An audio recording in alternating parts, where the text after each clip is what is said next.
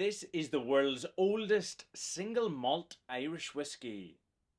So today I am looking at a very, very special whiskey. It is from Bushmills Distillery in County Antrim, and it also happens to be the world's oldest single malt Irish whiskey. And I've been lucky enough to be sent a little sample of it, so let's get cracking. Nice little presentation there, the oldest single malt from the world's oldest licensed distillery.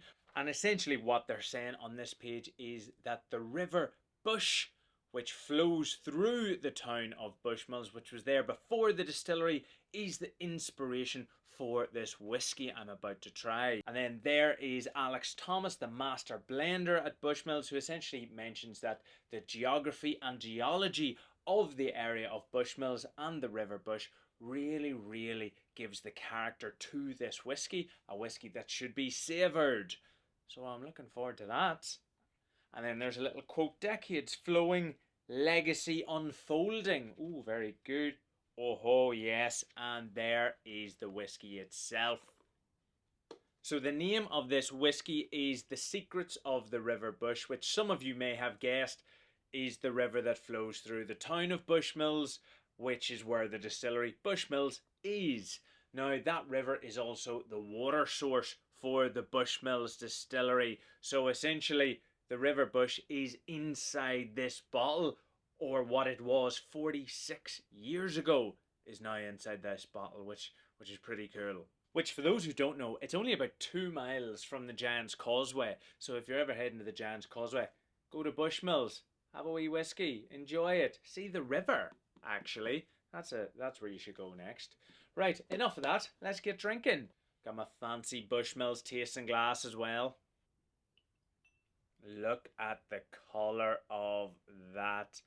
Unbelievable. Now this whiskey has spent 46 years in an ex-Oloroso sherry butt from Jerez in Spain. Bushmills have said that it has been bottled at its natural strength, which is 46.3% ABV. Now granted, my wee bottle is just a sample, but of the big boxes that I think are like walnut with the 700ml bottle in it, there's only 300 of those in the world. Okay, there probably would have been 301 actually, but you know, needs and musts and all of that jazz. And for those in the US of A, if you fancy a bottle of this, it'll only cost you $12,500, and if you're dealing with sterling, that's just a mere £9,750. There you go. But is it worth it? That is the big question. Now, what is a single malt Irish whiskey? Now, when I say single, that just means one distillery has made this whiskey. And then single malt, the malt means that one distillery has made a whiskey using 100% malted barley.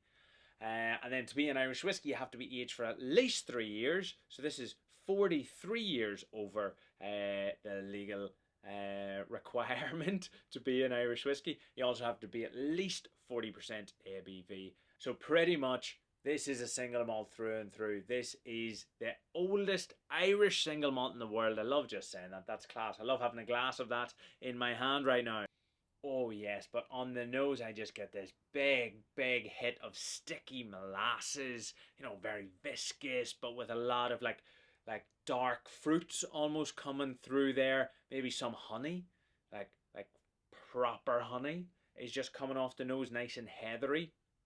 But these big dark notes are really coming through. Maybe some dates on the nose too. Think really sticky, heavy, you know, like brown sugar type elements.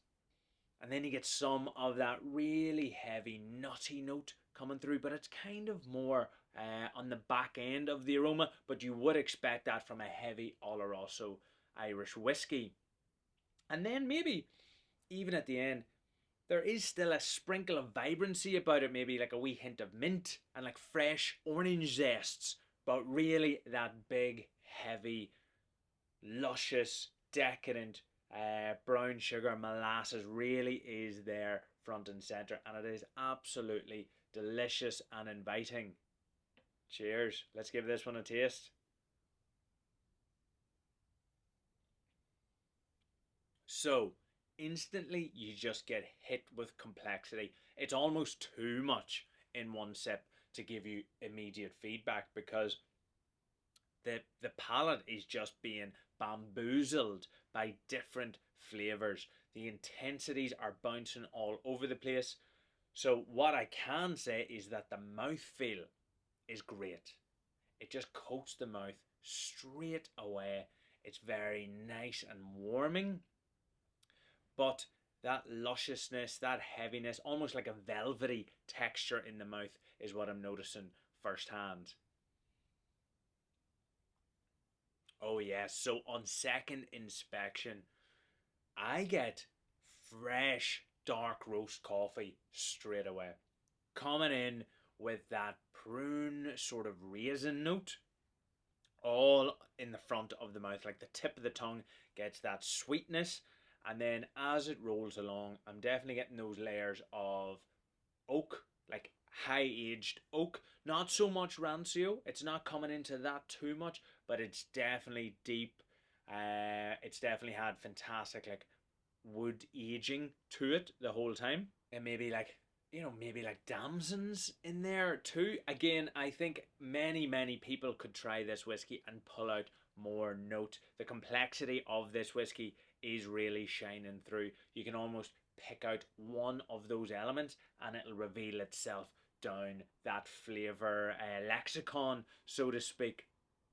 Like now, as it's just sitting on my palate a wee bit longer, I get some nutmeg coming through, and maybe even some really dry cacao.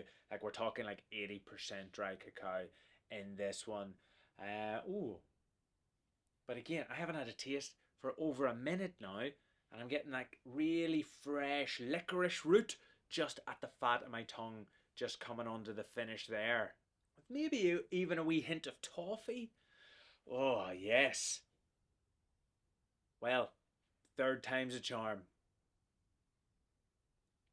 Yes, I mentioned the mouthfeel before, but I'm getting it. It's waxy, right? That is the term I'm thinking about. It's just got this like waxy coating. And that seems to be what, as time goes on, it just reveals another layer. Like that sweet, heavy, dark cherry note just kind of reveals itself for some of those bacon spices. Definitely that dark chocolate is coming back. Didn't get so much coffee on this sip, but I am definitely getting that slight little menthol tingle across the tongue that I did pick up on the nose, and I do like it. I actually think that sort of sensation keeps things quite fresh with a bottle or a cask like this. Some really old casks can feel like quite like heavy, but yeah, that finish of that mouthfeel really does go for those big, heavy, sugary dark chocolate, toffee, that big, sticky honey, molasses. Oh, I probably could keep talking about this whiskey a lot longer. But the question is it worth the money? Well, first of all, I was lucky enough to be sent this sample, so I have not paid nearly £10,000 to try this, nor do I have that money to buy a bottle and try it. So with that, I'll put that one aside. However, if you're lucky enough to actually get to try this whiskey, I would definitely, turn the phone off, sit back, relax, and actually enjoy it, because there is a lot to reveal in this. Even what I have left in this glass, I could sit over this for another 30 minutes or so and still get something exciting from it as we go along. But back to the price, because in a world of whiskey and premium, super premium whiskey, where it seems to be who can go the highest in terms of cost along with age, I actually have to give Bushmills credit, and I mean this because this is a 46-year-old single malt and the first of its kind in Ireland. I think staying under 10 grand is fair play. Like, I actually genuinely think, as mad as that may sound, but in the world of super premium whiskey, like, fair play. They probably could have written whatever number they wanted and put it on. So I think if you have 10 grand lying around, if you love Irish whiskey, if you love whiskey actually, or you just love the beautiful, finer things in life, then yeah, it is worth it. Go pick up yourself a bottle, one of those 300, if they're still around, I don't really know. But for the meantime, I'm going to sit back, relax, and enjoy the rest of it. So, cheers. Sláinte.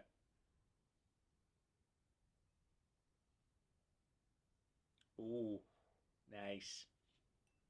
Nice.